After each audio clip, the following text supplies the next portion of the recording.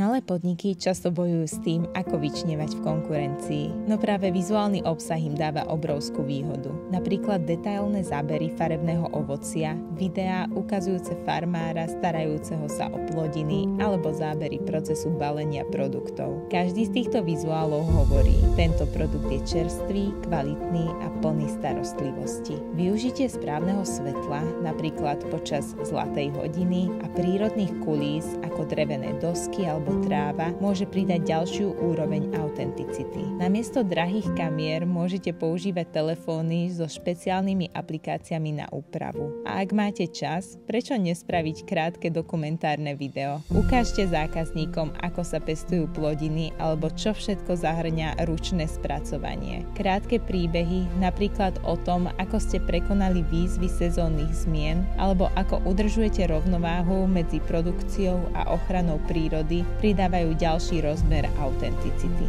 Nezabudnite tiež ukázať výsledný produkt v reálnom použití, napríklad recept s vašimi plodinami alebo zákazníka, ktorý si užíva váš výrobok. Tieto vizuály nielenže predávajú, ale aj inšpirujú ostatných, aby vnímali váš produkt ako hodnotnú a udržateľnú voľbu.